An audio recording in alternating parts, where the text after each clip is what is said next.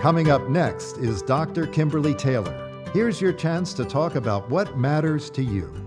Although you will receive helpful advice from Dr. Taylor, remember, this is not to be construed as a form of psychotherapy, diagnosis, or treatment, and cannot replace a therapeutic relationship with a mental health professional. You can reach Dr. Taylor by calling 564-1290 or toll free at 866-564-1290.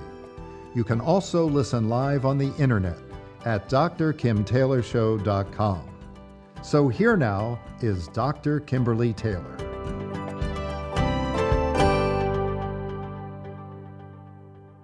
Welcome to the program. Do you hear those bells in the background? Well, Christmas is coming. Are you getting ready? Do you have all your shopping done? Are you making a list, checking it twice? Are you going to find out who's naughty and nice? With the holiday season approaching and everyone's hurrying around shopping, getting ready for the festivities with family and friends, it's important to remember that the true Christmas spirit is a spirit of giving. It was Mother Teresa who said, "It's not how much we give, but how much love we put into that giving." Some people are going to be able to give money, some are able to give of their time, and still others might give their services or skills. But the point is, everyone has something to give, and we can all have a positive influence on others and the world through the simple act of giving.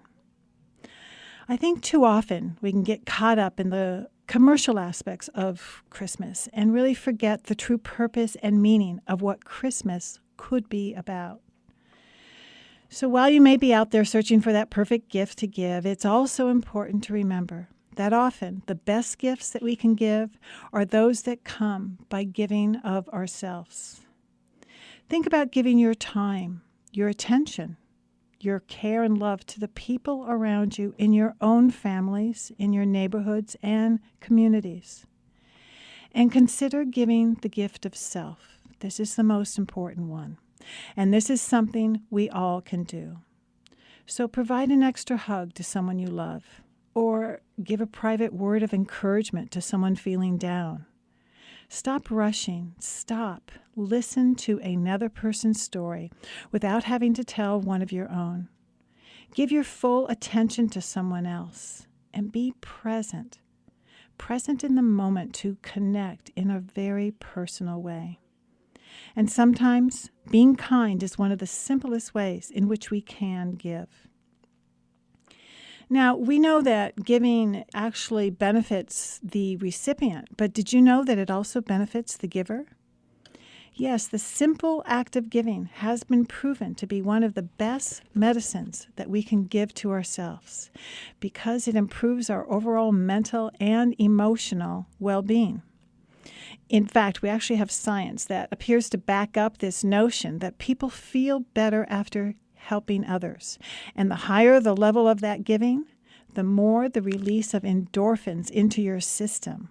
And this in turn boosts our immune system, as well as it's what people start to experience that we call a helper's high. The findings also tell us that we as human beings are just hardwired to take care of and to help each other. So life for us has greater meaning when we can give to others. And when you give with your heart, it all comes back with interest.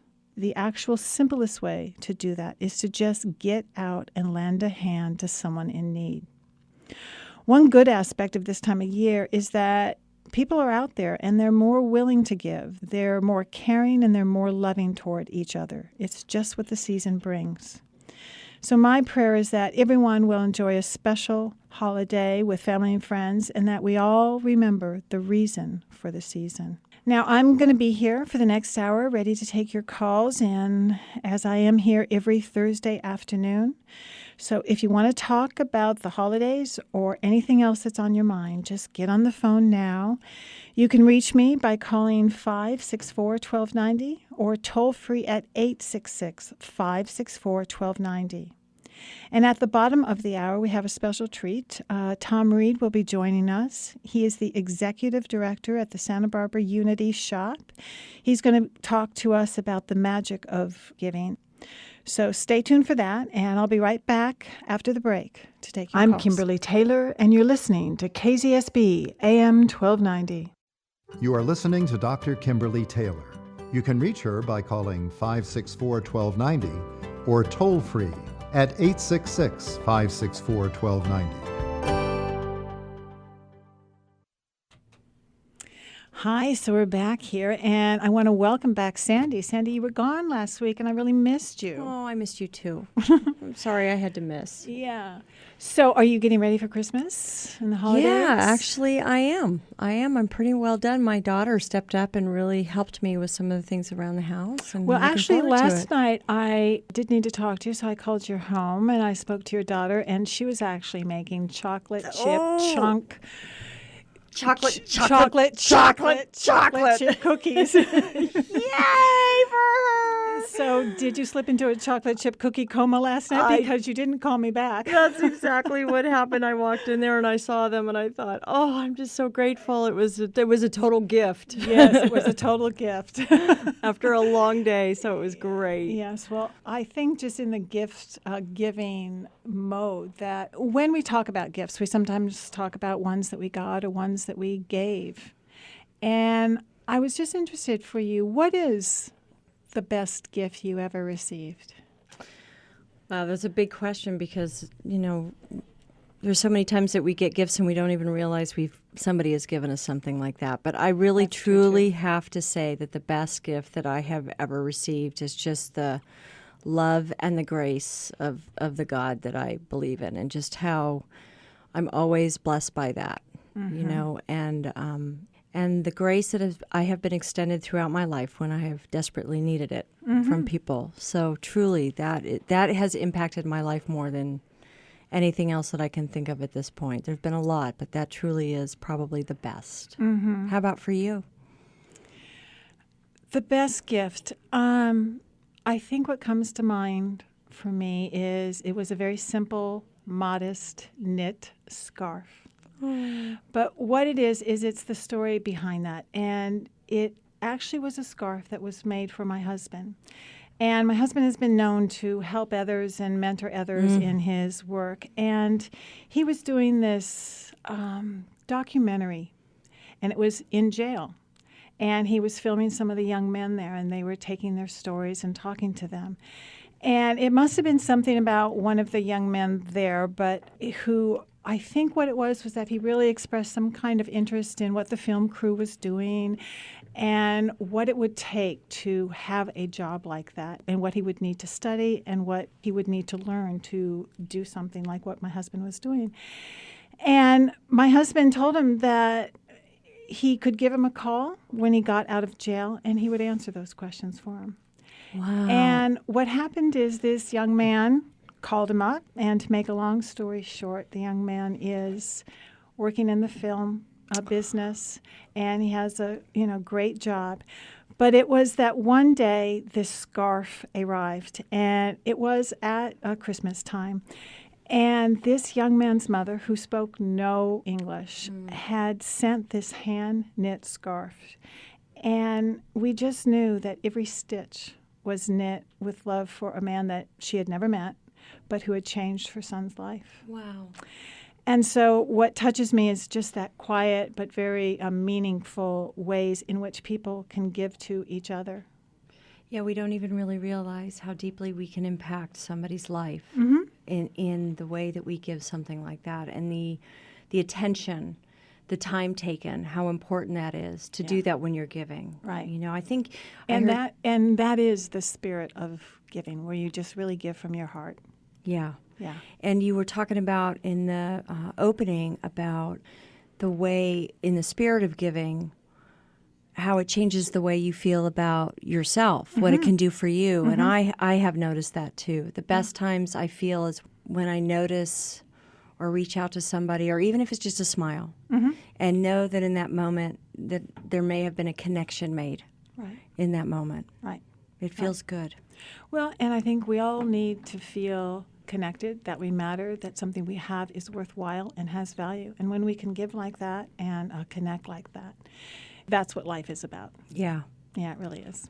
So I'm wondering if there's any gifts that you have difficulty ever receiving, Kim. Receiving. I want to say no, but I'll take it all. let's see. Well, I actually don't like big, expensive gifts. What I love is the smaller ones that are thoughtful. For instance, my husband and daughter, they're uber talented. Oh, yes, they are. And they make these handmade cards, whether it's birthdays or Christmases or anniversaries, and each one is a piece of art. And I treasure those. They're very precious. Yeah, do you keep them? Are they all Oh, like in books? Do you have them in books? Well, I have some in frames. I have some still in the drawer. I have some to be framed. I need more places to put them, but yes. So those are probably the most precious. I wanted to share with you this commercial that I saw on television this morning before I came up here to be with you today on the show. It was the corniest commercial. It's that California Scratchers commercial. Have you seen it? Okay, No. it is. It's like, of all things, and it brought me to tears. It was a commercial about an elderly gentleman who was riding alone on a bus in the evening, and as he rides alone, you notice him notice other people around that are making connections with other people, and you get the sense of this loneliness. And so he goes into what looks like his apartment building and walks up the steps, and on the door knocker, attached to the door knocker, is an envelope with a red ribbon. And he opens it up, and he pulls out these California Scratcher lottery tickets. The camera goes to this young woman in the apartment across the hall from him, watching him open that as she's staring through her peephole and watching his joy about being remembered and touched. And then it flashes back to her, and she is overwhelmed with joy that she was able to make his day a little bit better. And it was an anonymous giving. I was in tears this morning watching that. It just seems so silly, but so touching. Yeah, very touching. Yeah. Very touching. And sometimes just those small things mean so much. Yeah. All right, Sandy, we actually look like we have some callers here, so that we're going to start to take some calls. Let you Okay. get back online there. I'll get back to work. Okay. Richard, let's go ahead and take the next caller. Oh, okay. Thanks for taking my call. I have two kids, but I'm calling specifically about my daughter, Rosie, who's 27 years old. A couple months ago attempted to take her life, was diagnosed bipolar and personality disorder. At the same time, she had fallen in love with a heroin addict, and he used the night she tried to off herself, and he's since broken up with her, and I'm watching the codependency with her. She had no place to go, so she's been living with me, and I've been keeping myself, scarce so she can have some space and some privacy. Interestingly enough, shortly before I was making this call, I get a call from her where she had explained that a good friend of hers, she's been watching her good friend watch the parent suffering and battling against cancer. And the call I got from her was, hey, look, I'm sorry we're not getting along. I think the reality is we just can't live together, but I want you to know I love you very much, and I just do want to have a relationship with you. Mm-hmm. Now, that's, of course, the end result that I'm looking for. In the meanwhile, what I've learned is bipolar cycling. When the depression is really low and then something triggers and gets the anger going, suddenly the anger of her life, her mother's an alcoholic that she does not speak with because her mom is still using, and all the anger from her mother's alcoholism, her brother's alcoholism and drug use, my remarrying, my divorcing, my existence, practically every time I talk to her, something triggers her, and she starts getting angry and doing what I've learned to describe as reading me my inventory of things that I do that she doesn't like. Okay, Tony, let me ask you a question here. Is she in treatment? She's going to a therapist weekly. Is that just once per week? Yes, And it's, I believe it's not enough because when she was released, there was a whole plan and she's not followed it. Okay. Because what it sounds like is that you don't know how to handle all of this, nor should you really be the one to try to handle all of this. But that your daughter definitely needs to be in treatment. She needs to be working with someone who can really monitor the bigger picture to help her learn some skills to be able to cope with all of her feelings. Agreed. And that's the part that I think that you can support her in. And she may need right now not just one day per week, but a few days per week to get her through this crisis. I agree with you 100%. I have done what I can, and one thing that I have learned, having dealt with alcoholics and drug addicts, and I go to a 12-step program for the people that don't use, is that I can't force anybody to get the recovery that they need. If I force them, they're not going to, and if they don't want it, it doesn't matter. Mm-hmm. So I have been firm and, saying I support you in all the things that your release from the hospital suggested, and I'll do whatever I can to get you to and from any appointment, and I'm there for you. Mm-hmm. And she has not been following it, and I've talked to her about it, and her words were, Dad, you know that you can't force anybody to do anything. My recovery is my business. And I went, you're right, and I backed off. Okay. The problem I'm dealing with is the porcupine that is, when I attempt to have a conversation, I don't know if I'm dealing with the Wicked Witch or Snow White, who, the porcupine quills come firing at me. And I know it's the sickness. It's been explained that it's the limbic part of the brain that's dealing with emotions. And it becomes, and it becomes activated, and then they're just on a roller coaster. So what I would say to you, Tony, is that there are a few things that you can do. Yes, go to your 12-step program so that you learn about what your part is that you can do and the part that you can't do.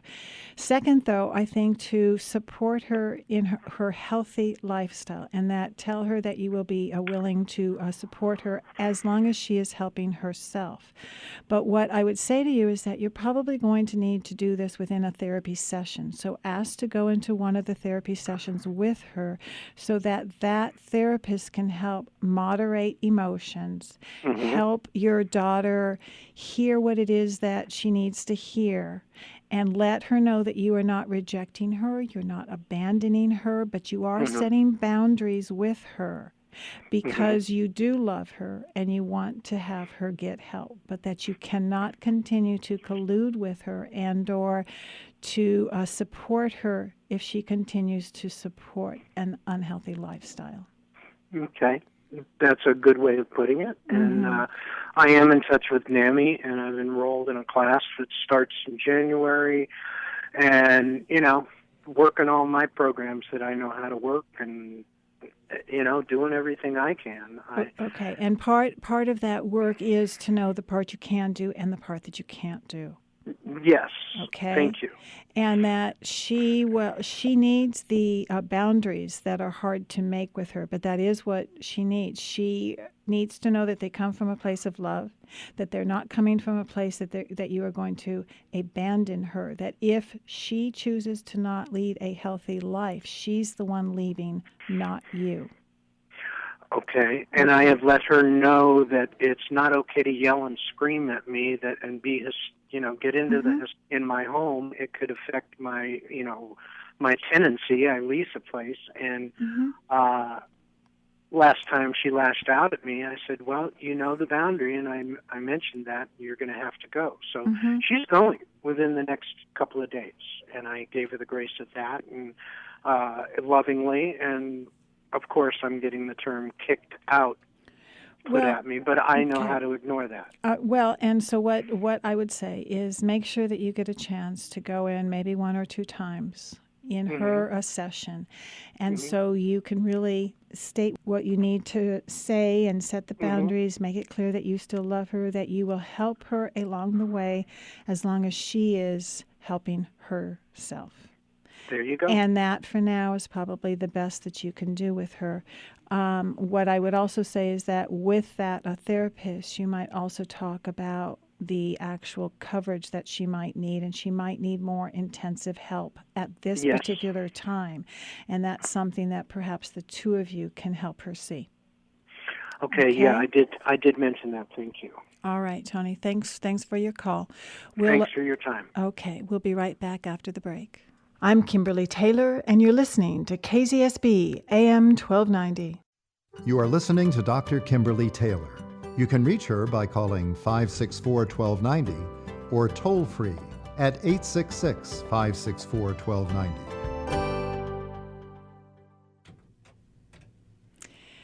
We are here now with Tom Reed, who is the executive director of the Unity Shop here in Santa Barbara. So what is it, do you think, about this time of year that really gets people in the spirit of giving and being a part of this? Well, my spiritual background tells me it's a big birthday party. It's the Christ of Christmas is what we all celebrate, and it's joyful, it's wonderful. Everybody somehow gets into that giving spirit. Of course, Madison Avenue would require that we all buy things, whether we can afford them or not. But we're into that idea of giving. And, of course, in 1917, Pearl Chase started the Unity Shop, and her mission was to have, it was Christmas only, of course, for 70 years. And she said, at least at Christmas, families ought to have food. And kids ought to have toys, even if they're used and broken.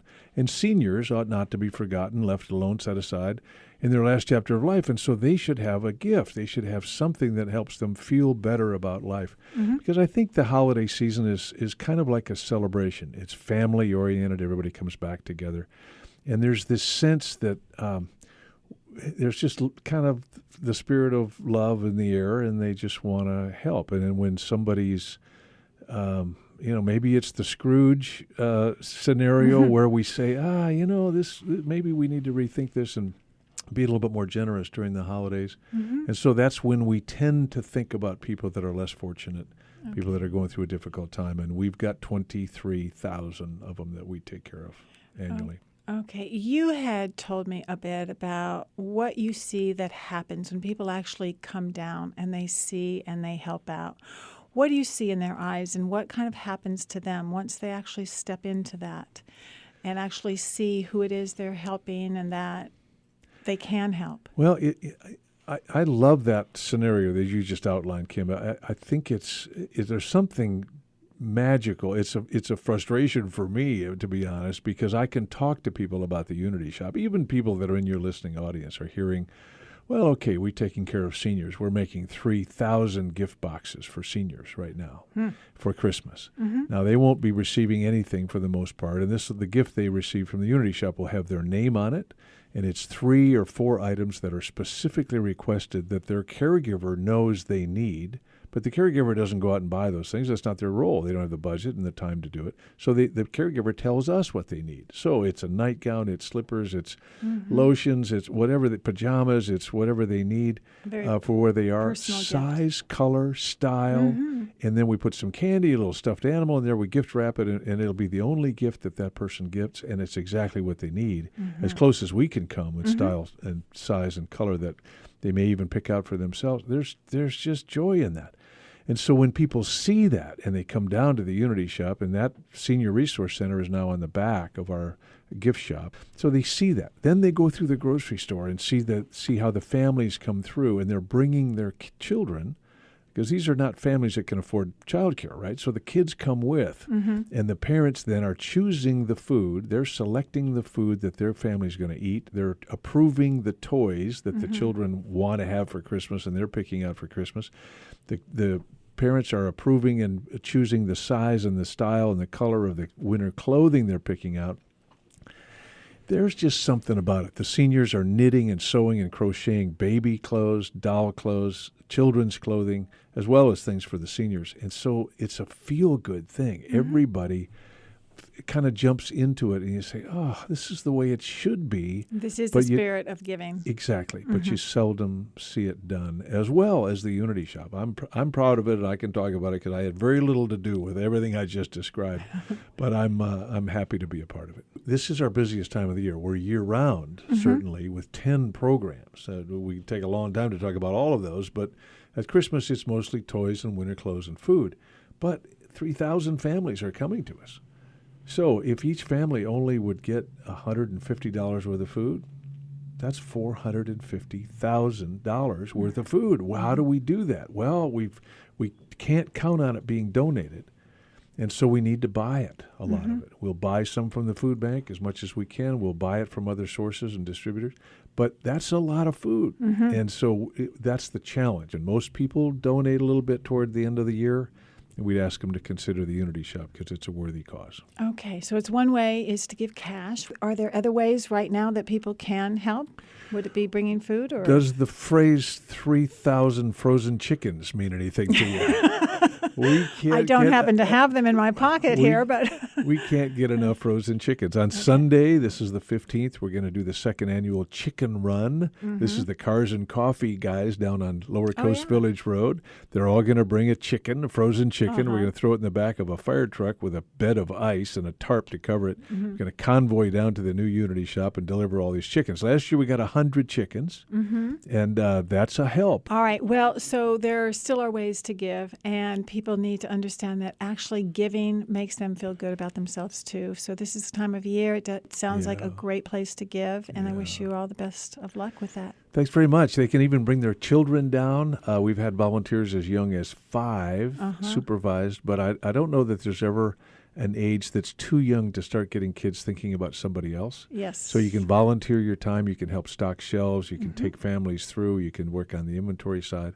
The team building thing works well for that. You can donate food. You can donate dollars. Everybody can help. This is how the community takes care of its own. And so we're all in this together. That's Unity. We are the community, and we just have to have a place to do it, and the Unity Shop is the place.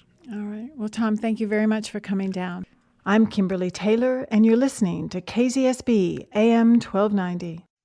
You are listening to Dr. Kimberly Taylor. You can reach her by calling 564-1290 or toll free at 866-564-1290. Hi, we're on the phone now with Katie. Welcome. How can I help you?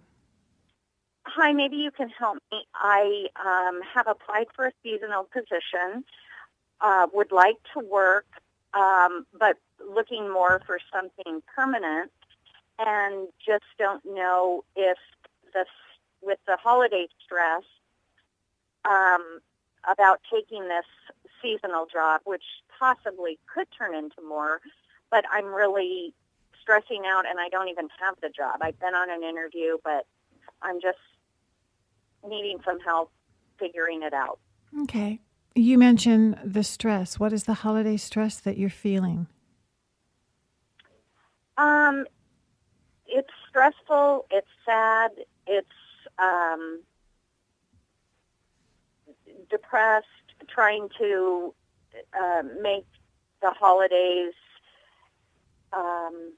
what I see them as. Okay. Is there something that you are particularly sad about? Did something happen? Yes. What is that? Well, I've been divorced almost 3 years, and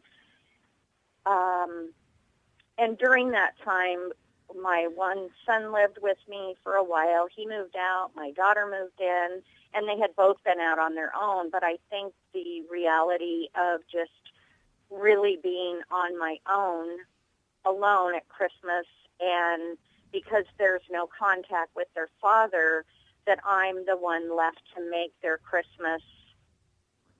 I choose to make their Christmas really pleasant. Okay, so it makes you feel like there's really some high expectations for you to make up for the loss of their relationship with their father. Yes. Okay, so when you're talking about this job, whether to take it or not take it, is it the right one? Is it what you want to do? Added on top of that, the stress you feel about trying to create this magic at Christmas time. It sounds like a lot of stress and about you trying to figure out how you're going to manage all of this without the others around you. Yes. Okay. So part of the answer, Katie, is definitely step by step. What are the parts that you feel that you can manage, that you do want to do, and not go crazy and feel guilty or bad that you can't do everything that you have done in the past? Well, I just feel that at this particular moment right now, that as much as I want to work, that I would be better off waiting till January to really put my best effort forward in finding a more permanent part-time position than just taking a seasonal position. I just feel stressed about it. Well, I think that feeling stressed is your intuition, your gut saying that for you right now, that would be taking on too much, that you have plenty to deal with getting through this holiday season, and to do it in a way that you can feel good about it without adding other things to it. And that if we're talking about just 3 or 4 weeks, perhaps after the first of the year, you can then really have some time to think about what is it I would like to be doing and where would I like to be doing it and who would I like to be doing it with. Mm-hmm. That sounds good. Mm-hmm. It's those little whispers that you hear in the back of your head, and it comes sometimes in the form of self-doubt. Self-doubt is not evidence that you're not good enough. Because what you're doing right now is you're creating a problem based on your self-doubt. Self-doubt is just fear because you want to be good at something, because you don't want to fail. Mm-hmm. But it's not evidence that you're not good enough. True. Yeah. So yes, the self-doubt will be there, but understand it for what it is and don't try to create more of a problem based on the feeling of having self-doubt as if you are supposed to be able to reach your goals without having any self-doubt. That's the whole reason why goals are hard to meet, is we have to walk through our feelings, and they're uncomfortable about self-doubt. And when we do that each and every time, that's where we get our real self-esteem. Doing something that scares us, but we do it anyway. Mm-hmm.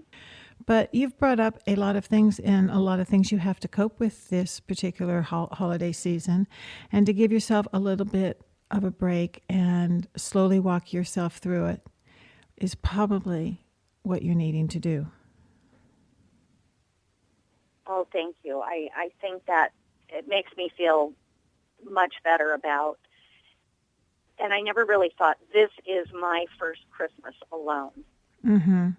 Mm-hmm. So to add more than I already feel wouldn't be very healthy for me. No. But with that, I would also encourage you to be open to change, to know that that is what you're going through right now, that pick some of the old rituals, traditions, things that are special to you, and maybe invite your kids also to participate in what would make Christmas special to them, and be willing to do something new mixed in with a little bit of the old, but don't expect it to be as it was in the past. Doesn't mean it has to be worse. You can actually make it better, but it's time to recreate your life and the Christmases that you would like to have with your kids in a way that makes you feel good. That sounds wonderful. Thank you. All right, Katie. Thanks for the call. Merry Christmas. Merry Christmas to you too. I'm Kimberly Taylor, and you're listening to KZSB AM 1290. We're going to come back now to an email that I just received. And it says, Dear Dr. Taylor, I need your help. As the holidays are fast approaching, my levels of anxiety and irritability are increasing. As I get closer to the Christmas family gathering I'm attending at my brother's house, I feel it kicking in. The problem is that my sister-in-law has an uncanny ability to be awful once the alcohol kicks in. We have been at odds for 2 years after she blasted my daughter, who was 15 at the time, with an assault of character attack for being a spoiled teenager. I must admit there was good reason for her to be frustrated with my daughter, but this was uncalled for. We have since talked about it, and she has apologized to my daughter, but I am still very angry about it. This is the first gathering since the event, and I am already rehearsing my come to the rescue speech should my sister-in-law decide to be the teacher of all lessons. I feel like I am walking in on the defense, and that if my opportunity rises, I'm going to let her have it. How can I go into this family gathering and let the anger and resentment go so that I don't become the teacher of all lessons? Happy holidays, Natalie. Well, I think, Natalie, in order to have a happy holiday, that you're going to have to realize that the only part that you really control in any of this is yourself. So how you choose to respond to someone else's bad behavior is going to be on you.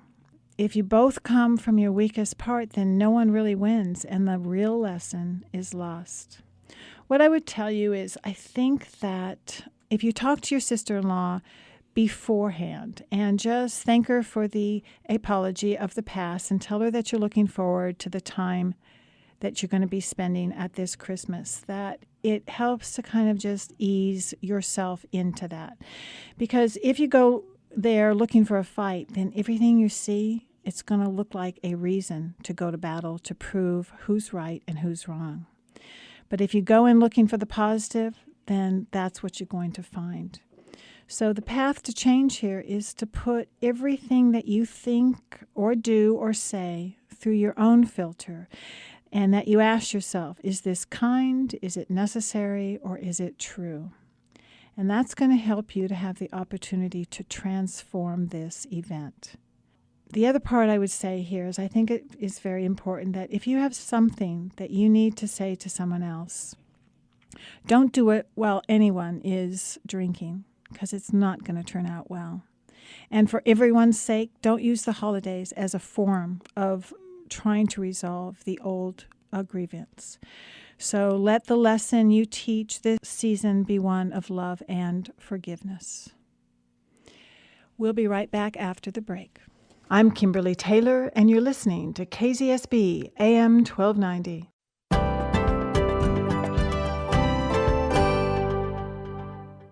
So as we're coming to the close of the show, I just want to reflect back that during this time of year, there can be a lot of family stress, there can be a lot of conflict, as we've heard from some of our callers and certainly this email that came in. And what I would say to you is try to put aside all of the negative thoughts and feelings and really be the one that is willing to go into this with an open heart. You will feel better about yourself. And if you can set aside the problems and all of the grievances that you might have been stacking up and really be willing to come from a place of love, that it's going to change not just how you feel about it, but most likely that other people are going to change with your change.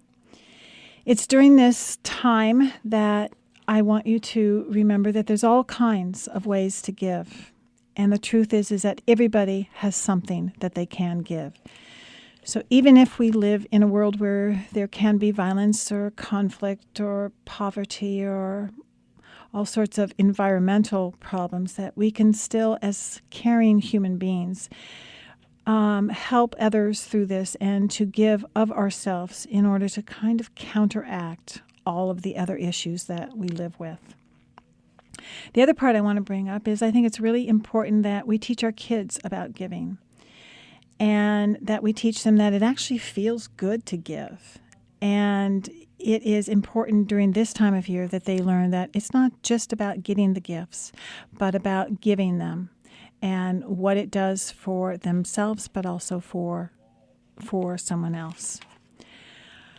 The other part I wanted to bring up is that this is a difficult time of year because for those who are alone, it may feel that it's hard to reach out and it's easy to kind of close down and to stay at home. But just know that getting out, helping someone else in need will not only lift their spirits, but it's going to lift yours as well. And giving makes the world such a better place for all of us. And all of that can change with you. So if you have any ideas, topics, things that you'd like to let me know, just give me an email. I really do welcome all of your comments and all of your questions. And you can email me at drkim@drkimtaylorshow.com. There are several ways that you can tune in now to the Dr. Kim Taylor Show. Of course, you can listen here at 1290 every Thursday afternoon at 2 p.m. Or you can listen to the program live on the internet. Just go to my website. And if you want to listen to any past shows, you can now find them on my website at thedrkimtaylorshow.com. And now what has just happened is we've made them so that you can download them as podcasts on iTunes. So check it out. There's no excuse for not tuning in. Oh, and don't forget, you can also hear these as a rebroadcast Thursdays at 10 p.m. and Sundays at noon.